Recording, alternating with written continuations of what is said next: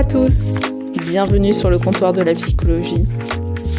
Je suis ravie de vous retrouver pour commencer cette nouvelle année 2023. Je l'espère qu'il sera riche en partage, en belles idées, toujours rythmé par un plaisir de préparer, d'enregistrer, de communiquer sur ces épisodes. Vraiment, encore une fois, un grand merci pour tout votre soutien. Je reçois énormément de messages, de mails, et j'adore vous lire. Parfois, je suis désolée, j'ai des petits délais de réponse, mais en tout cas, tout est lu et pris en compte. Donc, merci pour tout. Donc, pour débuter cette année, je vous propose d'écouter une discussion enregistrée avec Guillaume.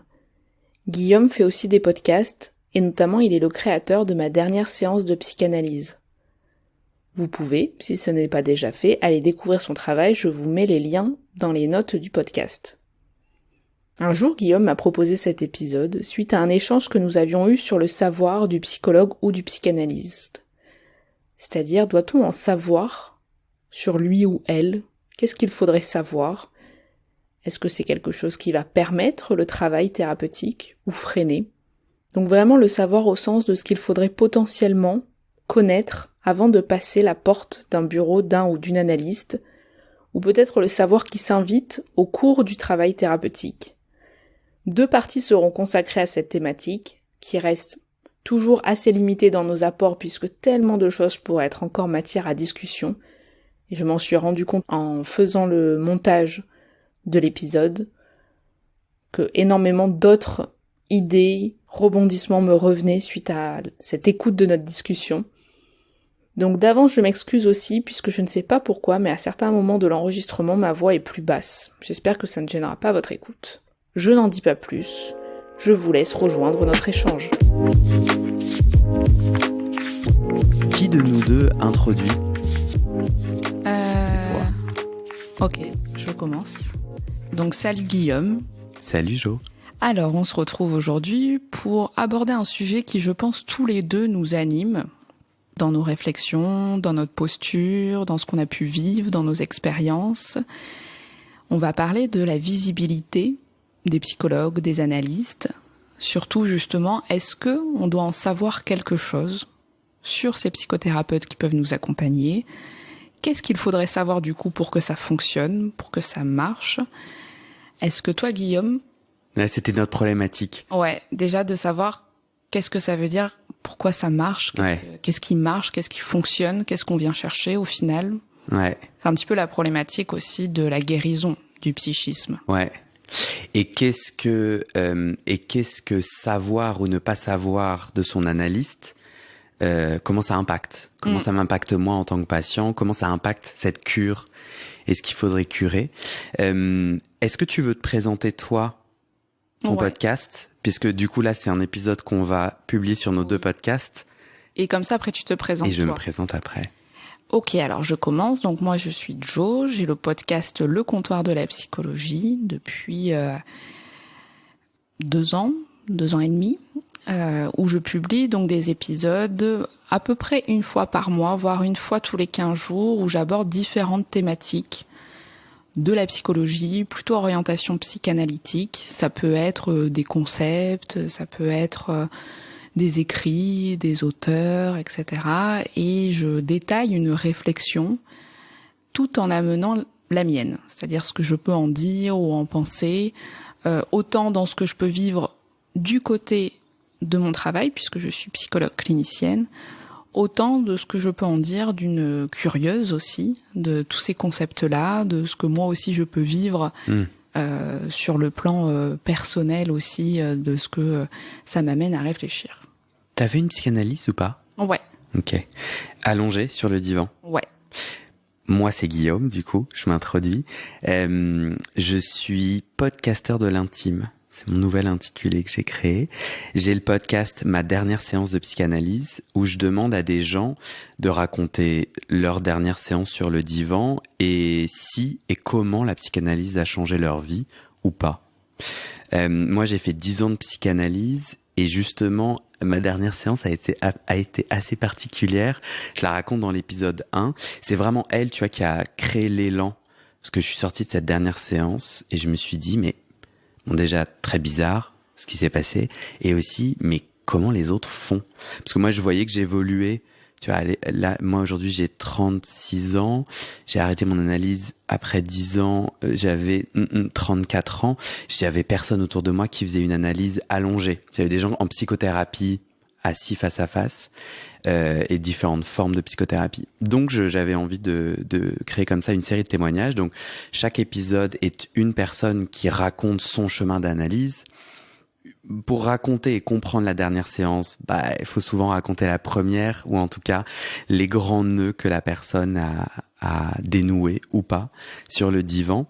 Et j'étais notamment, je suis super curieux et en joie de ce podcast aussi, parce que la psychanalyse semble quand même être ce truc ultra désuet, critiqué. Je sais plus, un auditeur me disait que à part en France et en Argentine, c'est vraiment un art ou une chose reléguée au rayon littérature et folie du passé, quoi. C'est plus du tout en vogue. Et en fait, moi, j'ai quand même après, là, je suis à 51 épisodes et j'ai quand même un amour, je sais pas, mais je chemine et je trouve que quand même c'est une forme de thérapie extrêmement puissante. Mais on va être amené à en parler. J'ai 2 autres podcasts qui s'appellent Comment devenir sexuellement épanoui, où là c'est des témoignages d'hommes, gays, bi ou queer, qui racontent leur chemin d'épanouissement sexuel. Et le 3e, c'est Histoire de devenir moi. Là c'est des gens qui me racontent des tournants de vie. Et à nouveau c'est des témoignages intimes. Je suis très podcasteur de l'intime, quoi. Et du coup, pour lancer notre sujet, moi je me suis dit, mais attends, donc je relisais notre super problématique. Comme je suis un organisé stressé, je t'ai dit, viens, on fait un Google Doc. Gentiment, tu m'as dit oui. Mais moi, j'avais envie de lancer quelques idées de notre discussion. Et j'avais envie de suivre la problématique suivante. Que faut-il savoir de son analyste pour que ça marche? Un peu pour, si jamais on se perd dans des élucubrations, me dire, attends, merde, à quelle question on répond déjà?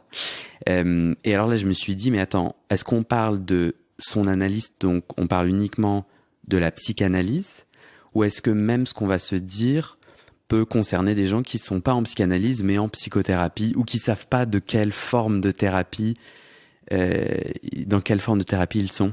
T'en penses quoi?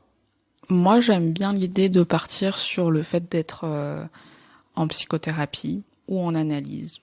En tout cas, que les deux peuvent être pensés, je pense, dans l'idée où que, à partir du moment où il y a du transfert, on peut penser la question, justement. Est-ce qu'on définit le transfert? Tu veux que j'essaye? Vas-y. Ouais. Pour moi, le transfert, c'est ce qui se passe entre patient et analyste,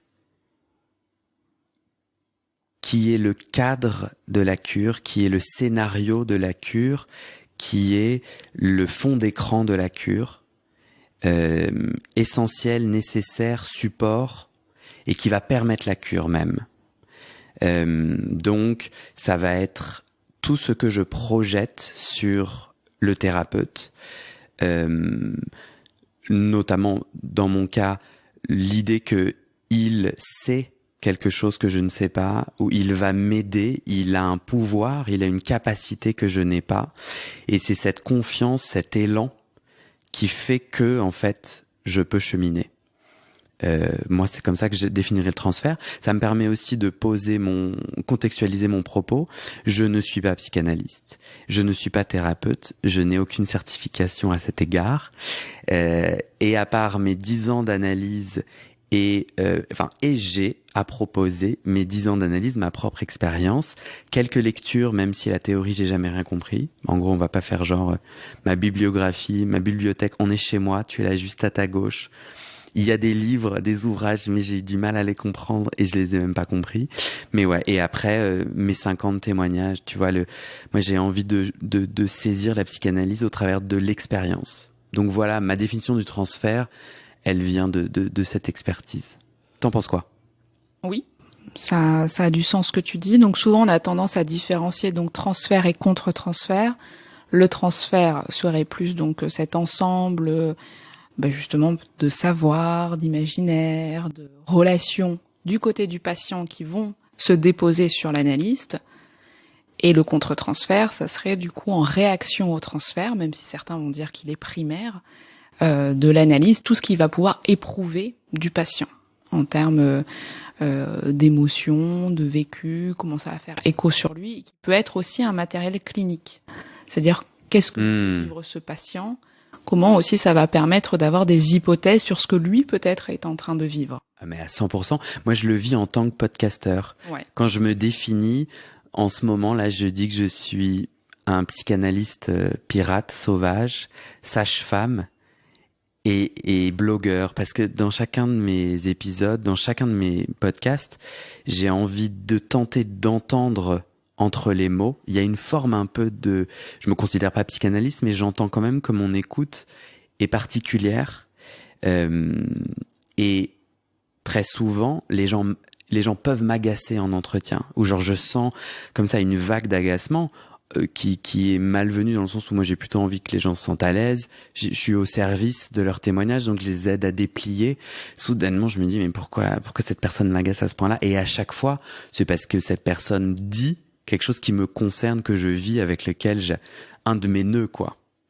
Et du coup, moi, je ne suis pas psychanalyste, donc en podcast, je le dis. Enfin, en tout cas, le mieux, c'est quand je le dis, quand je dis mon agacement et que j'essaie un peu de déplier ça, parce que souvent, la personne peut rebondir en analyse. Toi, qui as fait une analyse ou qui fais une analyse, je sais pas si tu veux le dire, t'as des souvenirs. Enfin, tu vois, comment le contre-transfert, il est géré? Ou est-ce que tu sais comment on gère un contre-transfert? Moi, en podcasteur, je le dis, mais un psychanalyste, il peut pas le dire, non? C'est pour ça que, par exemple, un psychanalyste, pour être psychanalyste, doit avoir fait une analyse. Puisque quand on est au clair aussi avec ce qui se passe d'un point de vue intérieur, que tel discours peut rebondir sur peut-être une expérience passée qui nous appartient, ça permet de se réinscrire dans ce qui se joue pour le patient. Pas répéter quelque chose qui se joue pour soi. C'est pour ça que moi j'ai tendance à souvent faire passer le message aussi dans mon podcast, l'idée que peu importe qu'on soit un psychothérapeute orientation analytique ou pas, on peut être du côté cognitif, etc. L'importance d'avoir eu un espace pour soi, déjà d'avoir connu cette position d'être patient, d'avoir connu la position de celui qui doit dire quelque chose ou se mettre au travail. Et après, donc d'avoir eu son espace pour soi, voire encore que ce soit actuel, et après des temps qu'on appelle de supervision ou de contrôle. Encore une fois, ça dépend aussi comment on les pense, dans quelle pratique et quelle expérience théorique on se situe, pour justement mettre au travail ça. De se dire, en fait, peut-être que des fois on a des contre-transferts plus négatifs, ou alors des fois il y a des patients qui nous touchent énormément, etc. Mais si on reste du côté qu'est-ce qu'il est sympathique ce monsieur, on n'est plus du côté d'un thérapeute au final. Enfin, il faut pouvoir sortir de ça, de qu'est-ce qui fait que ça m'inspire autant de sympathie, qu'est-ce qui se joue pour lui, qu'est-ce qui vient me chercher, etc. Et peut-être qu'est-ce que ça vient dire de moi aussi, de son histoire, en quoi ça peut-être être. Enfin, forcément, en tant que psychothérapeute, on va toujours rencontrer des personnes qui des fois vont être pile poil dans nous aussi nos problématiques, ou dans des expériences qui sont aussi similaires à celles qu'on a pu vivre.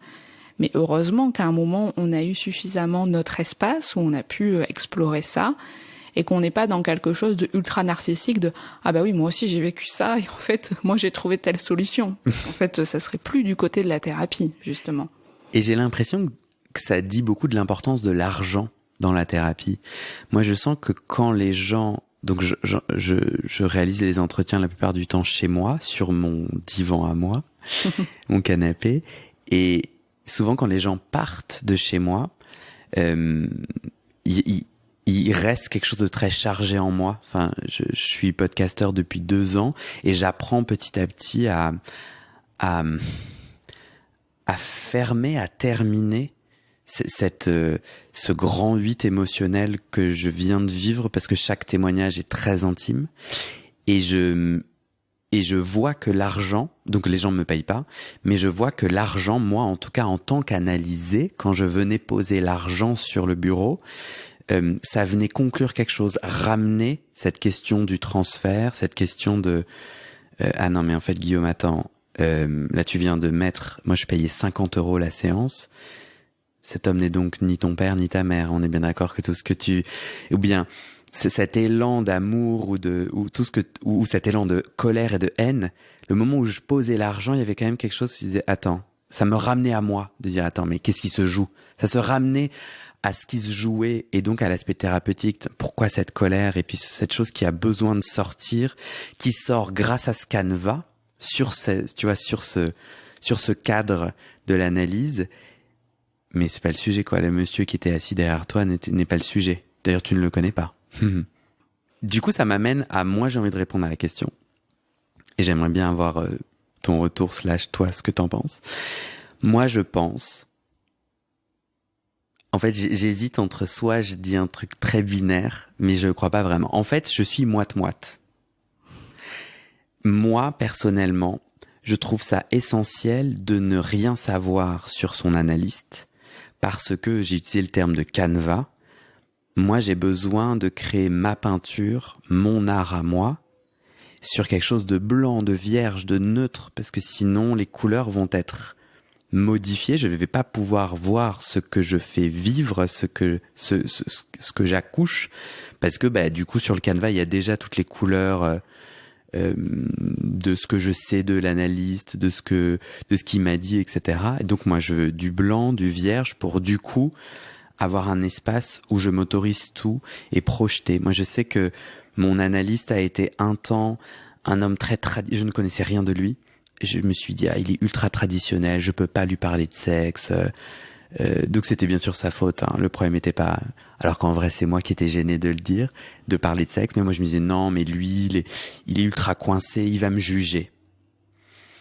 Et à un moment donné, vers la fin, avant d'arrêter, je sais que je me disais, mais en fait il a tout d'un homme. C'était un homme assez âgé, il va dans les clubs libertins, il a une sexualité extrêmement riche, épanouie, je l'imagine en cuir, avec un fouet, etc.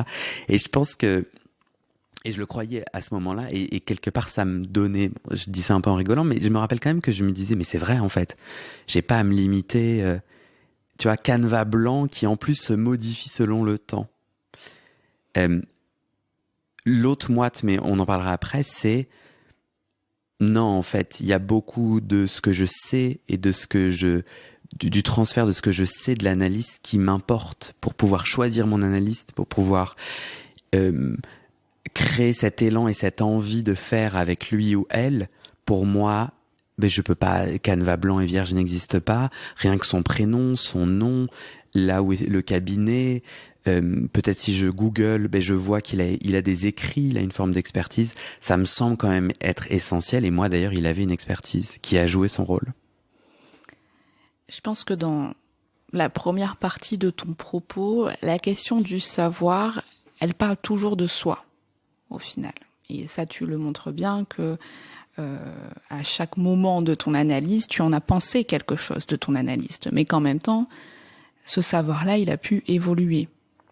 Et qu'on parle toujours de soi dans le savoir. Et que cette analyse qui soit absolument coincée, qui aurait peut-être même aucune sexualité, ou cet analyste qui serait un libertin, c'est que sûrement il se jouait des choses à ce moment-là dans ton analyse qui s'est déplacée et dans ta possibilité d'en dire quelque chose ou d'en penser quelque chose. Donc, et qui aurait été limité si jamais j'avais eu accès à beaucoup de choses de ces réseaux sociaux, par exemple. Extrêmement contraignant de le voir vraiment dans un club libertin. Donc je pense que le savoir, ça nous appartient. Si tu veux, je serais d'accord avec toi dans cette idée que on n'a pas besoin d'en savoir quelque chose de son analyste, puisque de toute façon, il va se passer quelque chose. Et je pense que c'est important de différencier déjà le savoir de lui en tant que thérapeute. Donc par exemple, tout ce qui concerne ses écrits, peut-être ses prises de position, d'un point de vue théorique, d'un point de vue d'une pensée clinique, etc. Si tu l'as écouté à la radio, ou si par exemple quelqu'un d'important pour toi t'a recommandé son expertise, mais qui est toujours une supposée expertise aussi, parce que même dans l'idée où tu te dis tiens, celui-là, il est expert, je sais pas, des troubles anxieux, je suis anxieux, je vais voir lui, c'est que tu t'es quand même raconté quelque chose de toi avant d'y aller. Et que, pour moi, c'est pas parce que un analyste a écrit 15 bouquins sur les troubles anxieux, qu'il en saura plus sur ce que tu vas vivre toi par rapport à un autre. Ah ouais? Ah moi, au contraire, ça me rassurait, tu trouves pas? Je me dis, il a quand même bien cerné l'affaire. Donc j'ai plus confiance qu'il va pouvoir m'aider puisqu'il a bien cerné l'affaire. Je suis pas sûre. Non. Parce que par exemple, les troubles anxieux, c'est toujours relié à une personne et que tu vas toujours lui attribuer justement ce supposé savoir, mais qui en réalité est de l'ordre de l'illusion. C'est ce qui va permettre la rencontre. Mais ça peut être donc ces écrits qui vont te conforter dans l'idée qu'il va bien en savoir quelque chose sur toi et ce que tu vas vivre. Ça peut être son prénom, ça peut être l'adresse, parce que ce quartier c'est quelque chose pour toi, ça peut être la personne qui le recommande, mais c'est ça qui va nourrir le premier désir, le premier investissement pour aller le rencontrer. Mais j'espère que l'analyste va savoir s'en déplacer aussi, va réattribuer le savoir à l'autre. Parce que tu t'es peut-être planté en fait, t'as absolument pas un trouble anxieux. Bien sûr. Tu t'es auto-diagnostiqué et tu t'es trompé, ton enjeu est ailleurs. C'est souvent le cas, je trouve d'ailleurs, dans notre premier élan, c'est mon intuition. Et puis, d'ailleurs, c'est quelque chose qui est beaucoup débattu dans ce milieu-là. Est-ce qu'un expert serait plus légitime qu'un ou une autre? Dans le sens, est-ce que c'est parce qu'on a lu tous les bouquins du monde sur telle problématique ou qu'on a travaillé 15 ans dans tel service qui, du coup, reçoit ces personnes-là avec telle problématique qu'on en devient expert? Est-ce que ça peut pas être aussi contre-productif et, du coup, entendre un certain nombre de schémas qu'on réattribue sur une population générale, et du coup, quand tu viens le voir pour telle problématique, ça fait 15 ans qu'on entend la même problématique, donc on a un circuit comme ça de la réflexion qui se met en place et qui, parfois, peut venir, je pense, empêcher la rencontre de l'individu.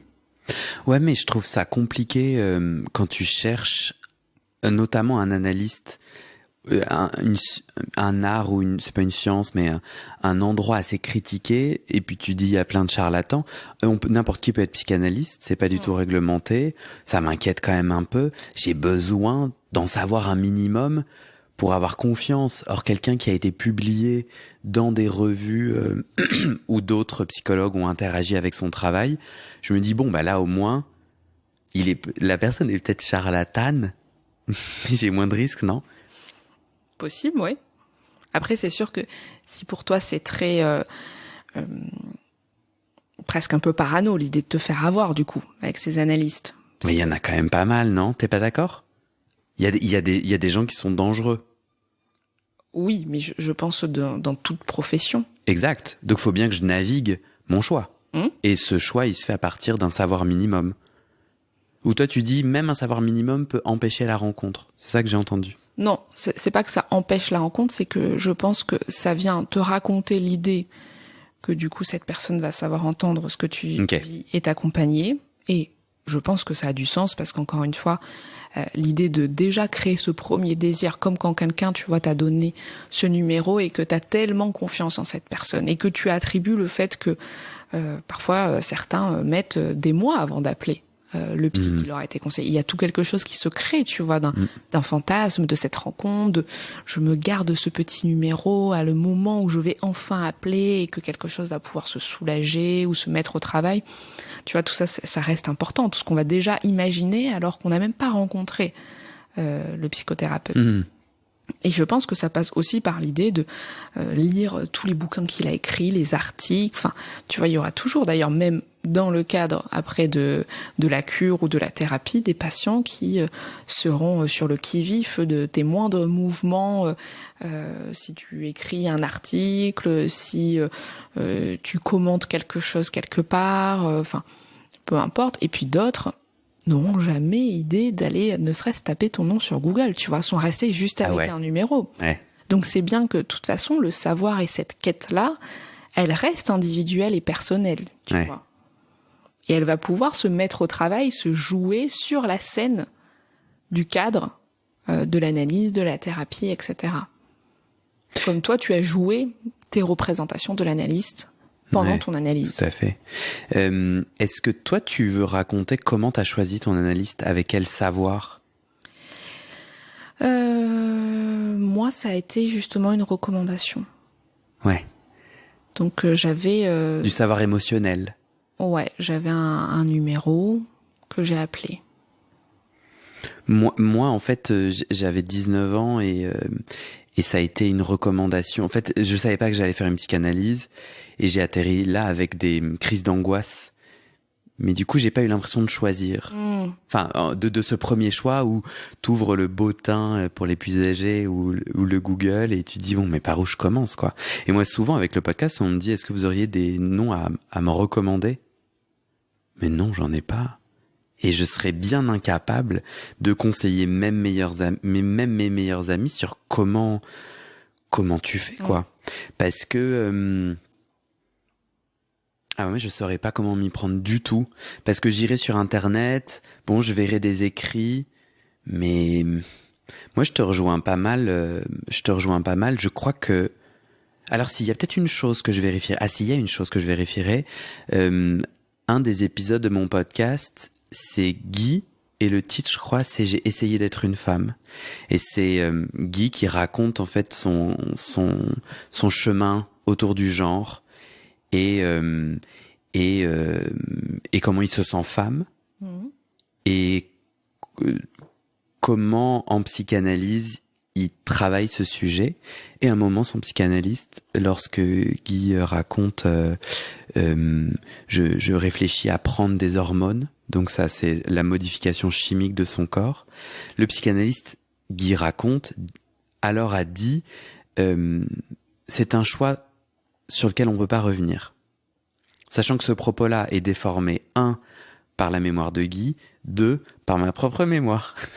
Mais en gros, c'était un peu ça, parce que je me souviens pendant l'épisode, alors là, parle de contre-transfert, hein, une vague d'agacement profond où je me suis dit, mais, et je le dis dans l'épisode et on en parle, mais c'est absolument pas l'endroit de l'analyste de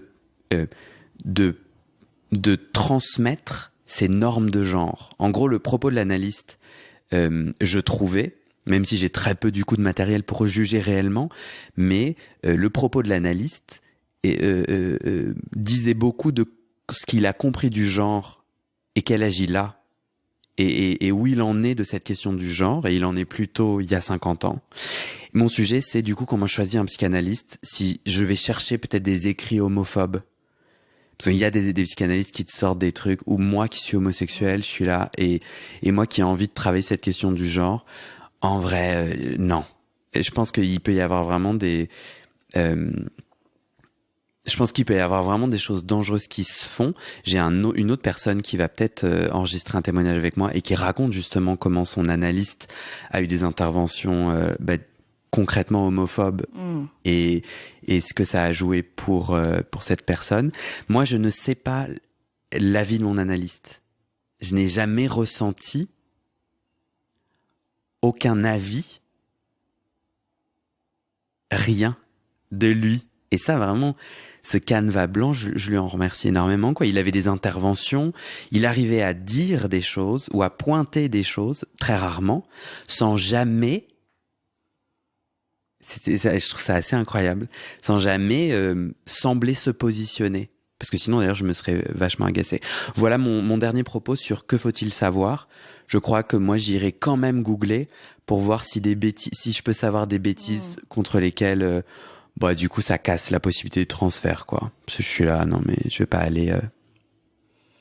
Après, tu vois, ton analyste, pour toi, ça a eu beaucoup de sens, le fait d'avoir justement ce canevas blanc. Peut-être que des fois ça a été aussi compliqué, que tu aurais aimé savoir ce qu'il en pensait réellement d'un point de vue personnel, ou que tu aurais aimé annuler l'asymétrie, parce que des fois on cherche aussi à annuler ça. Mais peut-être que tu vois, quelqu'un d'autre qui aurait été en analyse avec lui aurait trouvé qu'il avait quand même des prises de position. Puisque, tu vois, je repense à... Il y a des moments où un patient peut te raconter quelque chose et tu hoches la tête, par exemple. Ça, par exemple, hocher la tête, pour certains patients, ça va être l'idée que je soutiens le déroulement du discours. Pour d'autres, c'est que j'acquiesce à ce qui vient d'être l'énoncé. Tu vois, il y a une différence entre soutenir l'énonciation et soutenir l'énoncé. Mais pour certains patients, ils vont se dire, mais c'est super, elle est vraiment d'accord avec exactement ce que je dis. Et pour d'autres, vont être absolument effractés de se dire mais jamais elle va me dire si ce que je dis est bien. Tu vois, par exemple, ça peut être plein de choses, mais le moindre, de toute façon, mouvement va être aussi source potentielle d'interprétation. Et puis, le thérapeute est un être incarné. On est des corps parlants. Tu vois, moi forcément, je peux avoir tel pull, tel autre un autre jour, telle coiffure. Parfois, je peux avoir des yeux plus fatigués, d'autres plus éveillés, et encore. Peut-être que moi, je vais trouver que j'ai la même continuité, mais un patient va penser que je suis plus fatiguée en ce moment, comme un autre va se dire que visiblement, tout va bien pour moi. Enfin. Du coup, pendant la séance, t'es extrêmement vigilante à tes hochements, à tes moindres gestes, parce que tu sais que c'est du matériel thérapeutique? Non. Non. Je suis pas hyper vigilante, mais par contre, j'ai quand même conscience de mon corps dans la séance. Et c'est aussi le travail d'un psychothérapeute, c'est aussi de pouvoir se regarder pendant la séance. Et encore une fois, si on repart sur l'idée du contre-transfert, c'est aussi cette idée où il y a peut-être des patients où je vais les regarder en étant plus inquiète de ce qu'ils me racontent. Et des fois, d'ailleurs, ça peut avoir du sens de montrer que je suis inquiète, tu vois, de jouer avec ce corps-là. Tu vois, pour certains patients qui peut-être vont avoir plus de difficultés à raconter quelque chose qui va être imprégné d'une émotion, tu vois, comme des patients qui peuvent être face à des événements qui sont quand même de l'ordre d'événements assez traumatiques, assez complexes, et qui peuvent le raconter avec un peu une froideur de chirurgien. Tu vois. L'idée que moi, je vais utiliser mon corps pour montrer que je suis très surprise de ce qu'on me dit, ou je suis inquiète, ou de même pouvoir nommer, mais qu'est-ce que ça doit être angoissant, cette situation. C'est ramener quand même quelque chose avec moi, avec mon être incarné, de ce que me dit le patient. Et pour d'autres, justement, de pouvoir un peu plus m'effacer par rapport à mon corps. Tu vois ? Grave. C'est là où je trouve le divan. Donc, dans une psychanalyse, tu peux être soit assis face à face, soit allongé. Moi, j'ai été les deux. Lorsque tu es allongé sur le divan, ton analyste et en tout cas moi, tu me dis si c'est pas le cas pour toi, mais est derrière, donc tu ne le vois pas. Et ça, pour moi, c'est révolutionnaire, c'est essentiel, c'est clé, parce que moi, tout mon enjeu a été de tenter de me libérer des normes que j'avais créées, dont j'avais hérité, que la société m'avait imposées, et de tenter d'aller à la rencontre de mon désir au plus profond de moi, de ce qui se disait, de ce qu'il voulait, de ce qu'il avait envie de se dire. Et du coup, encore aujourd'hui, je suis très sensible au regard de l'autre. Mais alors là, mon analyste, mais il clignait de l'œil et je me disais, ben voilà. Et ben voilà, il a cligné de l'œil. Donc là, c'est sûr, je suis une mauvaise personne.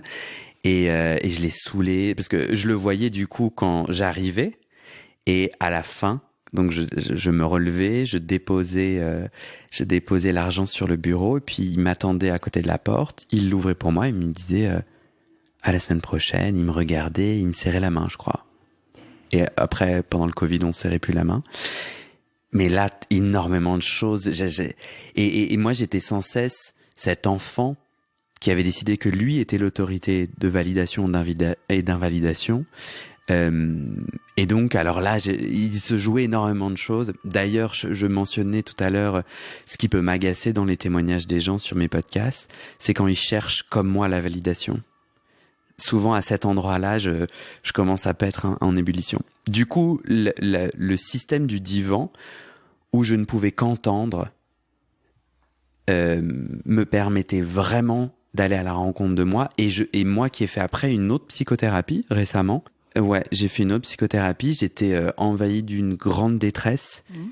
Et là, on était en face à face. La personne n'était pas du tout psychanalyste, c'était une autre obédience dynamique émotionnelle. Complètement autre, j'avais envie d'aller explorer autre chose. Où là, la personne utilise beaucoup, même son propre vécu, parle. Et la dynamique émotionnelle, on travaille aussi à force de répétition. Tu vois ce que c'est ou pas ? La dynamique émotionnelle ? Oui. Bah, moi, en tout cas, ce qu'on m'a fait faire, c'est tu scandes des choses, c'est-à-dire on te fait répéter des petites phrases que tu viens de dire, et petit à petit ça crache, ça fait évoluer l'émotion, ou en tout cas ça la déplie, et l'idée c'est d'aller à la rencontre de ces émotions ainsi. Enfin c'est moi ce que j'ai vécu, assez particulier, mais justement j'ai senti toute la limite. À la fois c'était génial, j'en avais besoin, et j'avais besoin de quelqu'un qui, comme toi, assis en face à face, venait avec son corps ou ses mots me dire t'as le droit de souffrir, ou ah c'est souffrant, ou tu es souffrant. Donc j'avais besoin de validation à cet endroit-là, et je l'ai récupéré, et c'était super parce que ça m'a vraiment aidé, c'est venu me chérir, et ça a pris soin de moi, et j'ai pris soin de moi. Mais après, pour aller à la rencontre de ton désir et pour savoir qui je suis, au fond, j'étais écrasé par ses propos, par son corps, parce que du coup, j'arrivais pas à me rencontrer moi, quoi. D'où pour moi être allongé, l'importance d'être allongé, qui te permet quand même à ton analyste. Moi, mon analyste faisait des onomatopées essentielles, ce que tu viens de faire, tu vois. Exactement. Qui venaient souligner à des endroits et qui étaient vraiment déterminants. Mais du coup, le ou la thérapeute dont tu parles juste avant te parlait de lui ou elle. Ouais. Dans cette autre thérapie que j'ai fait après les 10 ans d'analyse. Tu vois, pour moi, par exemple, quand on parle de choisir son psychothérapeute, pour moi, un thérapeute qui parle de lui, c'est un red flag, tu vois. Ah ouais? Ouais. Pourquoi? Je pense vraiment que le thérapeute, déjà, doit être radicalement autre. Mais autre vraiment avec un A majuscule. Et que c'est pas la place de parler de soi. Si en plus il n'y a pas une interprétation de ce que ça va amener pour la personne en face de parler de soi. Et pour moi, je trouve que c'est comme un peu les thérapeutes qui reçoivent mari, femme, enfant. C'est presque un climat incestueux, tu vois, où il y a des limites qui ne sont pas internalisées. Et je trouve que justement dans la question d'en savoir quelque chose sur son analyste, là, c'est l'analyste qui amène ce savoir-là. C'est pas pareil que soi, où on va être peut-être à la recherche d'en savoir plus, ou parfois de croiser son thérapeute aux courses, dans la rue, etc. Quand au sein même de l'espace thérapeutique, le psychothérapeute, l'analyste, commence à parler de lui ou de elle, eh bien alors là, on n'est plus du tout pour moi dans un échange à potentiel thérapeutique. C'est pas la psychologie humaniste? Il n'y a pas un courant humaniste qui justement se développe ces dernières années autour de ça? Du fait de parler de soi, ouais. Pour le thérapeute, je sais pas. Je connais pas la bonne terminologie.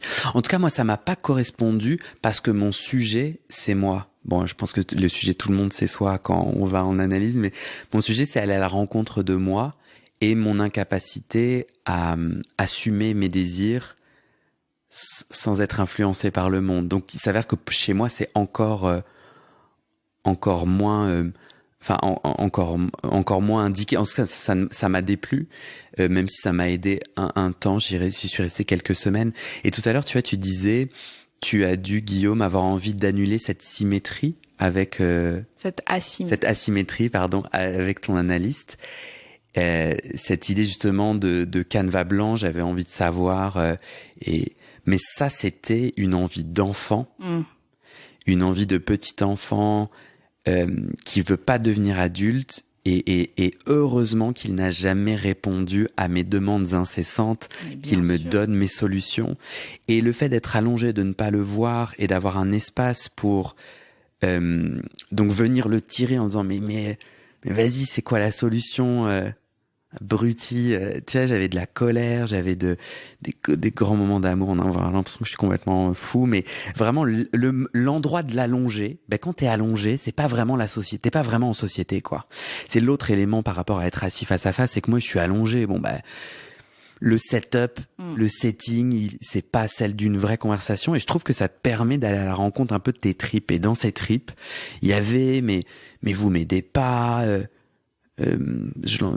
je disais ce qui venait, et puis et une fois que ça sortait, je me disais mais j'ai plus envie. Enfin, j'avais quand même l'adulte qui reprenait un peu les manettes. Il disait mais gars, en fait, mais toi, t'en penses quoi, toi Guillaume? bah souvent la réponse c'était je sais pas. Ben voilà.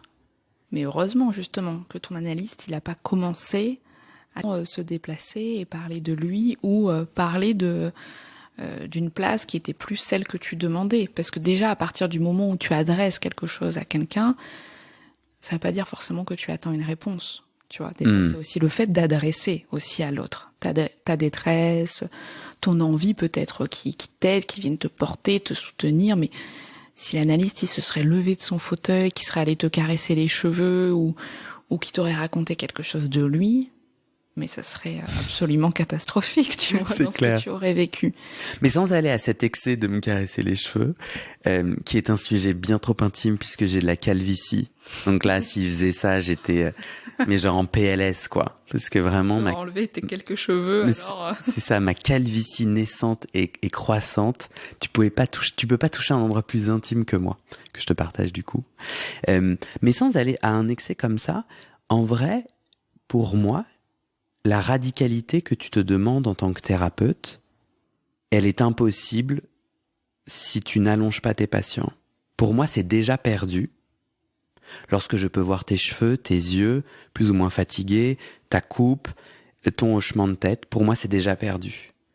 Tu n'es plus le canevas qui m'est nécessaire.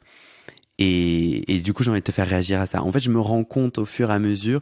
J'ai commencé le podcast en me disant, ouais, la psychanalyse, c'est quand même un truc d'allumé, un truc de riche, bof. Et en fait, 50 épisodes plus tard, ben, je crois que j'ai la conviction qu'en fait, les hochements, ton regard de thérapeute, psychologue, j'ai checké une autre psychologue.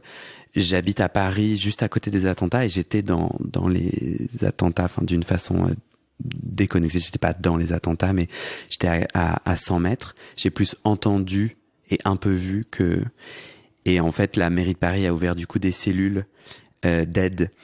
Et moi, j'ai vraiment j'avais arrêté mon analyse à cette époque-là.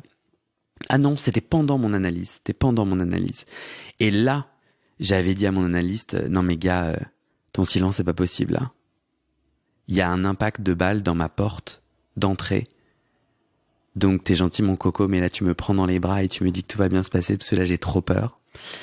Et du coup, j'avais décidé, et ça c'était un peu, je transgressais aussi, j'avais décidé d'aller voir quelqu'un d'autre. Et là, du coup, justement, je ne savais rien de cette personne. En revanche, je savais qu'au travers de son corps, elle me semblait très très jeune. Ça aurait pu être une pote avec qui j'allais en soirée. Ça lui enlevait beaucoup de crédit. J'arrivais du coup pas à projeter. Et on était en face à face. Et là aussi, j'ai essayé une autre technique. Et là, c'est pas du tout. Elle a jamais parlé d'elle, mais hochement de tête, etc. Et en fait, pour moi, c'est complètement biaisé parce que je transfère sur l'autre non, les hochements de tête écrasent tout le propos. Et du coup, pour moi, la radicalité que tu exiges de toi, alors il va falloir que tu allonges tes patients. T'en penses quoi ? Je pense que là déjà tu réponds avec toi aussi ta propre problématique et donc ce besoin de ne pas être vu pour peut-être te trouver, en tout cas te retrouver ou être dans cette quête. Non, je te gratte à l'endroit de la radicalité. Tu peux pas me dire, je parle pas de moi, je suis radical. En revanche, mon corps va dire beaucoup. Bah donc c'est pas radical puisque ton corps dit beaucoup. C'est-à-dire ? Toi tu disais j'ai besoin d'une grande radicalité dans ma pratique. Je ne me raconte pas. J'ai pas besoin d'une grande radicalité dans ma pratique, c'est que je pense que le thérapeute doit être radicalement autre. Mais autre au sens, ça peut pas être ton oncle ou ta tante ou la personne avec qui justement tu discutes d'expériences communes, comme un thérapeute qui par exemple pourrait répondre de lui, tu vois. C'était en rapport avec discuter de soi. C'était en rapport avec l'idée que certains psychothérapeutes, justement, vont se servir de leur propre expérience, ou peut-être aussi, parce que parfois c'est angoissant, la rencontre avec l'autre, et donc d'avoir envie de parler aussi de soi, pour aussi annuler un peu cette asymétrie, pour aussi ramener quelque chose d'un échange, mais qui pourrait être justement un échange amical, avec des proches, etc. et qui du coup ne définit plus cet espace comme un espace thérapeutique, comme un espace conversationnel, d'échange, etc. Et donc le thérapeute doit être radicalement autre, au sens radicalement extérieur à tout ça, puisque sinon, pour moi, ce ne sont plus les ingrédients pour dire qu'on va chercher quelque chose, des fois qu'on n'a pas encore en tête quoi, mais à quelqu'un qui est ailleurs. Tu vois, il y en a beaucoup d'ailleurs qui disent « Oh non, mais moi, j'ai pas besoin d'aller chez le psy, j'ai des amis qui sont très compréhensifs, qui m'aident ou qui me conseillent beaucoup. » Mais tous les amis, tous les proches ne seront jamais autres à 100%, tu vois. Ils auront toujours quelque chose d'eux et une connaissance aussi de la personne en tant que telle. Et je trouve que, pour moi, quand je dis c'est un red flag, ces situations où justement il y a un peu ces débordements, alors après, pourquoi pas, hein, ça peut être pensé, j'en sais rien. Mais l'idée de pas répondre dans ce savoir-là, ça me semble fondamental. Et par exemple, je donne un exemple d'une patiente qui un jour apprend, donc bien entendu je transforme l'histoire aujourd'hui, qui apprend que elle ne peut pas avoir d'enfant. Elle ne peut pas avoir d'enfant, pris aussi dans un questionnement de est-ce qu'elle voulait avoir des enfants ou pas. Bon, donc la séance se passe où la question de la parentalité, la paternité est pas mal attaquée aussi dans le fait de pourquoi, voilà, dans cette société où on va tous mourir, écologiquement rien ne tient, etc. Ça serait presque égoïste de faire des enfants, etc. Enfin bon, bref, elle attaque un petit peu tout ça. Et à la fin, c'est le drame. Je lui rappelle que je suis en congé les 2 prochaines semaines, les vacances scolaires. Donc elle, quand elle entend vacances scolaires, enfin en tout cas, je parle pas de vacances scolaires, mais ce sont pendant les vacances scolaires. Ah ouais. Elle comprend que peut-être j'ai des enfants. Et donc là, elle me questionne, ce qui est quand même assez rare, parce que les enfants encore sont un peu plus désinhibés, donc ils peuvent plus demander est-ce que t'as un mari, est-ce que t'as des enfants, etc. Les adultes, souvent, ils refoulent pas mal, ou en tout cas, ils essayent de mettre un petit peu loin, même si ça veut pas dire qu'elles n'existent pas, ces questions-là. Mais donc là, première fois, elle me pose directement de est-ce que j'ai des enfants, et que ça serait pour ça que je prends les vacances scolaires. Là, t'as un vrai choix thérapeutique dans ta réponse. C'est-à-dire ce que tu vas répondre. Ouais. Et justement, tu vois, à ce moment-là, heureusement que je ne réponds pas. Alors, je dis pas, hein, ça peut arriver. Parfois, c'est dire très difficile de contourner certaines questions. Des fois, il y a des questions qui sont difficiles. Mais là, c'était possible de le déplacer, de le ramener à elle, cette question-là. Ok. Parce que justement, je l'ai eu. Le circuit s'est fait pour le ramener à elle. Mais tout ça pour dire que si j'avais répondu bah non, j'ai pas d'enfant, etc. Peut-être que j'aurais été alliée aussi d'elle, ou alors peut-être que justement, puisque je ne serais pas mère, ça serait difficile pour elle de se dire comment je pourrais accueillir sa parole. Mais si j'avais répondu, bah oui, d'ailleurs, on va à Disneyland avec mes 7 enfants, tu vois, comme ça aurait été aussi de l'ordre de la trahison, alors qu'elle vient questionner le fait que c'est absolument terrible de faire des enfants, alors que là, elle, aujourd'hui, elle apprend qu'elle peut pas en faire. Donc, tu vois, heureusement que je replace l'idée de ce qu'elle m'amène dans du matériel clinique. T'as fait comment ? Est-ce que tu peux dire ce que tu lui as répondu ? Je peux pas te dire, puisque c'était vraiment une phrase qui allait directement pouvait être retournée vers elle, enfin des termes en tout cas qui lui appartenaient. Mais en tout cas, j'ai pu le déplacer pour le ramener dans du matériel clinique et dans quelque chose qui se jouait à ce moment-là. Je dis pas, il y a des fois où encore une fois, ça peut être plus difficile de répondre. Enfin, il y a plein de questions où des fois on n'y est pas, mais justement, même quand on répond, imaginons j'aurais répondu oui ou non, et que ça aurait été de l'ordre de ma vérité à moi, ça veut pas dire que je l'aurais pas pensé dans l'après-coup. Tu vois, de me dire, tiens, j'ai répondu parce que peut-être je me suis pas sentie en capacité de le déplacer ou que là, c'est pas venu, etc. Mais elle m'a quand même posé la question et que ça venait suite à tel discours-là. Et ça veut pas dire que peut-être 8 séances après, je peux pas le ramener de vous m'avez posé cette question, peut-être à un moment où vous veniez interroger autre chose de moi. Et donc de le ramener. Et là, tu vois, c'est un savoir d'une certaine façon qu'on vient chercher, que peut-être on aurait eu, peut-être pas, peut-être différemment, peu importe, mais en tout cas qui va pouvoir être réinjecté dans le matériel clinique. Et que à ce moment-là, cette demande de savoir concernait sa propre situation. Après, c'est comme, tu vois, être psychothérapeute et attendre un enfant, donc être enceinte. Ah oui, là ça se voit. C'est le corps qui parle, tu vois. Mais même ça peut être très intéressant. D'ailleurs, une collègue là me racontait là dernièrement, qui justement était enceinte, à quel point, en plus elle est enceinte, elle va bientôt être en congé maternité. Des patients qui n'ont pas vu, en tout cas n'en ont rien dit de ce ventre là, mais qui prend toute la place presque sur le fauteuil, enfin qui. Tu vois, quand au début de sa grossesse, elle cherchait pas à ce que ce soit vu, mais aujourd'hui, bon, quand un ventre de 8 mois de grossesse, c'est difficile de passer à côté. Pour autant, donc, certains patientes n'en diront rien, mais néanmoins peut-être vont dire quelque chose autrement. C'est-à-dire qu'elle me disait que ces derniers mois, les mères étaient bien attaquées quand même dans les thérapies, que quand même les questions de la parentalité ou des mères défaillantes, etc. Ça y allait. Donc plus que d'habitude. Peut-être plus. Pense-t-elle. Pense-t-elle en tout cas, ou en tout cas, elle a en tête elle aussi son corps qui là existe, voilà.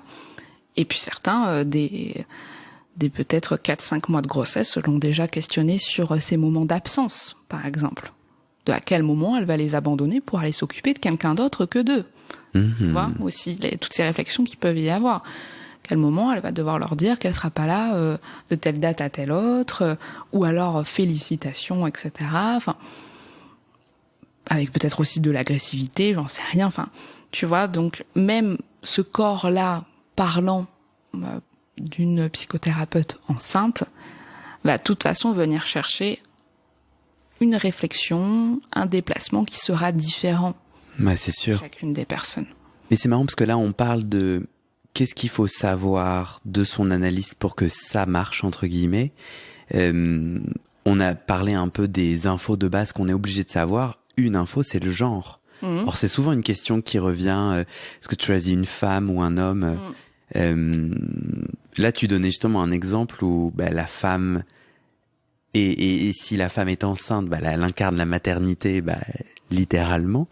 Est-ce que toi, tu as dit, j'ai choisi mon analyste par recommandation. Est-ce que son genre a été une clé de décision pour toi ?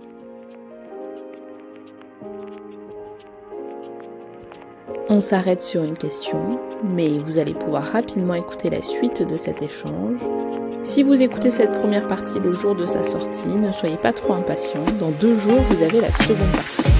Et sinon, si vous écoutez plus tard, la deuxième partie est sûrement déjà en ligne. Merci pour votre écoute et à très bientôt. Salut!